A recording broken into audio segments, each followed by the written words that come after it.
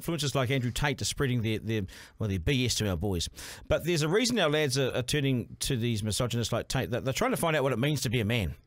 So how can we make sure that we show them how to be a good man so they don't need to listen to the haters and to the weirdos? You know? Rob Cope works in the area of cyber safety for our kids, and he joins me now to talk about manning up for our boys. Man, we could go on forever. We haven't even started yet. This is such a massive topic, isn't it? Yeah, no, it is huge. And what you were just talking about, Andrew Tate, I mean, Andrew Tate, he taps into something that's very primal for young men. When you think about it, what do young men do? They love to game because that's simulated fighting, and they watch porn because that's fucking. And that's like biologically, if we go back tens of thousands of years, you know, it's hunting, it's fighting, and it's reproducing. And Andrew Tate kind of taps into that and into something that our young men aren't really finding in the real world. They're tapping into it. But the real world's become, as a solo dad, I've got to be sometimes the mum and the dad. And our roles have changed. I look at my father's role compared to my role now. We are way softer. We got way less edge to us. They whacked us for discipline. We can't do that. I mean, there's so many things that have changed. No one didn't come with a rule book, Rob. It just said, right, deal with it. Yes. So our boys are looking at, my boys looks at me and goes, right, what's dad now? What's dad become? You know? Yeah, and we're trying to figure it out ourselves because manhood, even from my father's generation, it's shifted so far, and we're struggling to figure it out. And even Henry Thoreau said in 1854, the mass of men lead lives of quiet desperation. You know, that's like 170 years ago. Oh, God, look at it now. Then. Yeah, exactly. Have you seen what we're dealing with now? And so masculinity is okay, though, isn't it? What's that, sorry? Masculinity is okay. I think we're lost with our masculinity. We're lost with it. Yeah, I think our traditional roles have shifted so far. And back in the day, like we're going back hundreds of years, boys would have been raised in the fields with their dads. They would have spent all day with their dads. They would have learned the trades. They would have learned what to do. And then slowly, like education came along, and boys and all of our kids were taken and put in the classroom, and we lost that. And now I think they said now it they best. Can't do anything. Well, I think they said it best in Fight Club, which isn't a fantastic film, but it had some really poignant points in there that said, we're a generation of men raised by women. Now, you imagine a generation of women, who are raised by men. You'd have very masculine women. Yes. So what we're saying, we've got very feminine men. Well, we're just a bit lost. Because it's like, how do I be a man? What does a man mean? I've got all of these urges and desires, and I don't know what to do with them. And I'm a bit lost because I used to be the provider, but now my wife earns more than me. So how does that fit? And the rise of women has been fantastic. And if you want to get shit done, get a woman to do it, because women get shit done. Yeah. Thank you, Miranda.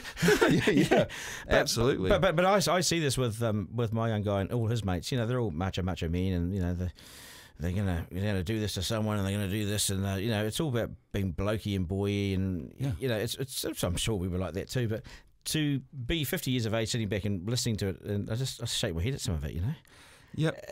But they're finding themselves. Well, they are. They're very much. And the thing is, if we're not there as an active part of their lives constantly, not all day, but every day, then they're going to be trying to find their masculinity with each other. And it's like the blind leading the blind. So they'll turn to people like Andrew Tate, because a part of what he says is true. And a part of any person who gets a great following, it's usually because there's something that they're saying that's true, and then they add all their extra bullshit in there. Yeah. And so, but that's when they take it too far. Like an element of it might be true. Yeah, small percent of what Andrew Tate says. Comes all the hogwash around it. Exactly. And if you watch his stuff, I would suggest parents go watch his stuff if you want to see how bad it is. Because it's like, women are here pretty much to be your sex slaves. To serve you. Yeah. And, he was on, what was it, Big Brother in the UK, and he got kicked off because he was up on, Do you think he believes this, or does it start to stir? What's that, sorry? Do you think he believes it? I think he does believe it, because look, he was an international kickboxing star. He's tall, he's good looking, he's rich. Like, he is the personification of what a lot of boys think a real man should be. And this is why the boys want to go out there and buy their Calvin Klein undies and have them above their belt, and buy the fancy shoes and buy 5 pairs of them. And they can't keep up. That's not the real world. No, and that's why they get lost in a fantasy world of online gaming. Because there they can be the warrior. There they can be the fighter. They can save the woman and save the day. But they forget that when they leave the bedroom, they've still got that going on. Yes, yeah.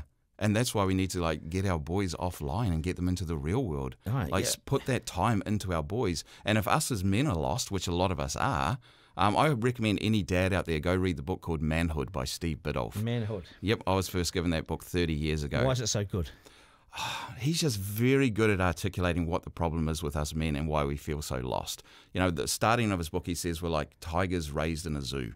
And that's what it feels like. We've got all of this raging energy inside of us. Yeah. But we don't know where to place it. We don't know what to do with it. This is why using the energy is good. So sport.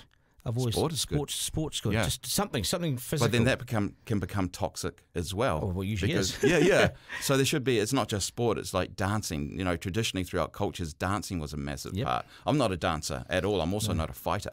You know, so a lot of these. But traditionally, they would take boys at around 12 years old. They would take them away from the mums, and they would initiate them into manhood. They would teach them fighting. They would teach them dancing. They would teach them rituals, and they would become part of the man tribe. Well, and we don't have that. No, we don't. But you do see with the MMA, all this, and that's online too. And the Grand Theft Auto, driving aggressively and abusively, and that's. And more men are likely to die on the roads than young women because we've got all of this testosterone, and it feels good to drive fast.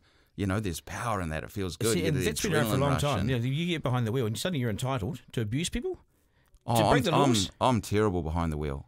I'm actually like quite a nice person in real life, but behind the wheel, I'm an asshole. Oh, you get a little bit more of an attitude, do you? Oh yeah, well I'm just like out of my way. I'm going somewhere. Was your father like that? Not behind the wheel. He was a bit of an angry dude growing up. Yeah, but mine was pretty stern. Yeah, it was more like distance. You know, he worked like 2 jobs. He was working his ass off, and when he was home, he was absent. He was lost in his own world. And I think a lot of us grew up with that. And a lot of us have tried to overcompensate by trying to be there so much. But we still haven't figured out our own masculinity. See, we're guinea pigs. I'm a guinea pig dad. Very much so. You know, like my dad, he told me he loved me when he was diagnosed with cancer, and it was at the end, you know. Like my son tells me every day. I tell each other every day. Yeah. So we've got massive progress. I love hugging my kids. I love spending time with my kids. I love putting as much time as possible into my kids. And that to me, that is masculine. Oh, absolutely. And crying is masculine. Yeah. Yep. So that's something that this generation of boys who are coming up now, they've got a lot of good going for them as well. Like they're more open about different people. They're more accepting. They're talking about their feelings. They're doing stuff that we have struggled with. But it's also gone the other way where they're lost in this world of gaming and online porn. No, they really. I see some of these boys, not so much my guy, but a couple of his mates. I go around to the house and I knock on the window because I'm going to pick them up, we're going to do something. I say, I'm not waiting any longer. Come on, guys, off the computer. Yeah. They're not even my kids. Yeah. But their dad's like, get into them, Duncan, rip into them. Yeah. Go for it, you know? Yeah. Like, and we need to step in. We just need to step in and be the dads our kids need us to be. And that means being present. It is being present, but also to shake them from the shackles of this stuff, because they come out of their rooms after doing this stuff and you might give them dinner. They don't talk to you.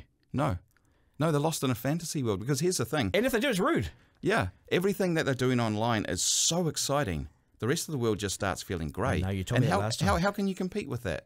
So I don't. How can school compete with that? Exactly. So they're in the classroom. They can't focus. They can't learn. Like, I don't let my boys game at all. They game at their mums, but the weeks that I have them, not having that, because I want to be there.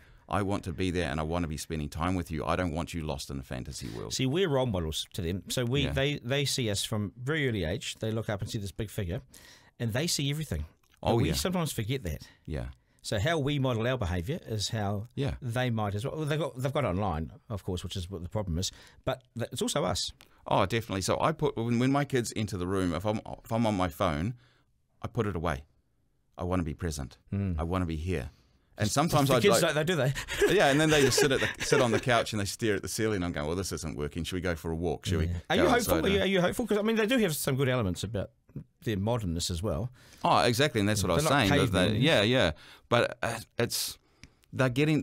they're learning how to be men, not from us dads, but from their peers and what they're learning online. And I talked to my son, who's nearly 17. I talked to him a little while ago. You know, I talked to him about sex quite a lot, and because I haven't allowed him to just have free access to the internet, so he hasn't grown up in part of the porn culture. Right. He probably has in ways that I don't know about. You won't know about it. In our home, it hasn't happened. Yes. So I say to him, look, when you become sexually active, he might be already, I don't know, you're going to be awesome at sex, because you won't know what you're doing. You're going to fumble your way through it, and you're going to listen to what the woman's saying, and feel your way through it rather than just trying to do porn on her. But that's most boys, isn't it? No, because most boys will just do porn. Well, that's a worry, because if you look at some of the porn that's available, it's not real life. No, it isn't. And if you did that to a woman, most women aren't actually going to have a good time if you're doing porn on them. They'll say, get out of here. Well, they'll wonder what's wrong with me. So the girls are going, man, all the actresses or the porn actresses really enjoy this. This is hurting me. What's wrong with me? How old's your boy? Almost 17. And how open are you about sex? And when did you start talking very about open. We talk openly about it all the time. From He what doesn't age? want to hear about it. Of course he doesn't. From what age? We first talked to him about sex probably when he was 7 or 8, just the basics. What'd you say? Just the mechanics of sex. But as he started to get older, I told him about porn-induced erectile dysfunction when he was like 11. And he went to school and he told all his mates, he said, you know, if you watch porn on your phone, when you're older and you start having sex, you might not be able to have sex. So there are pills available for that. No, it doesn't fix. Viagra doesn't fix porn-induced erectile dysfunction because it's a programming problem. You're used to getting off to so many different people doing so many different things. When a real-life partner is right in front of you, your brain doesn't see it as arousing. Are boys as masculine as they were? Because they're trying to find themselves. Define masculinity, I don't guess. know. If masculine is caveman, then no. But we've come a long way from that, and we needed to. Because, as I say, traditionally, men were it's all about fighting, and men are disposable. Traditionally, men are disposable. We're going to war, we're going to die. We all know at some stage we'll probably get pulled, in the old days, we're going to fight and we're going to die. And we're going to go hunt something and it's going to kill us. So we're disposable. We're no longer as disposable as we used to be. So our primary function that, over tens of thousands of years, what it's always been, is we're going to die. But now we're not. So where do we fit? I wonder if boys also with this whole Andrew Tate business are looking for definitions of a man. So they see this stuff that people call woke in schools, or the acceptance of all this and that, and everything's rainbow this and this, and so they get a bit confused and they're looking for, well, what does it mean to be a man? So that's why they're looking, and they get these bad influences and they think, there's a man. Yeah, that's not a man. So you see someone who's Andrew Tate, what is he, 6'2", world champion kickboxer, gets all the women he wants, is worth hundreds of millions of dollars. Who else do you want to be like? You want to be like your dad who works 50 hours a week and gets home and is grumpy and is a bit overweight and is a bit of a loser? Like, who do you want to be like? Are you talking about me? talking about myself. But it's true though, isn't it? Yeah, you've got to be a role model to your son. Yeah, and so it's about being present. It's about spending that time with our kids, getting them offline and being there and doing stuff with them. It's old-fashioned Go for stuff. a bushwalk. Have a chat about stuff. Go out. I took my boys to a golf range for the first time ever a couple of months ago, and they loved it. Yeah, of course they did. And my son totally kicked my ass on, he drove so much further than what I could do, and it was great. Through the holidays, we went go-karting down in Mount Maunganui. Nice. The go-karts. Yeah. We were a little bit too masculine because we got kicked off. Nice. The boys were just being idiots. But this happens. And, yeah. The sort of... We were idiots as well in go-karts when we were 15. Absolutely. So they're just carrying on. And better to do that on a go-kart than on the road. Yeah. Let's hope they do in their lesson as they smashed into the sidebar. Hey, good to see you, Rob. Yeah, thanks I appreciate for having me it. again. Yeah, it's a good battle, isn't it? Yeah. Yeah. But be present. To put as much time into your boys as possible, and we'll get there. Yeah, it's old-fashioned advice, but I think it works. Cheers, mate. Great, cheers.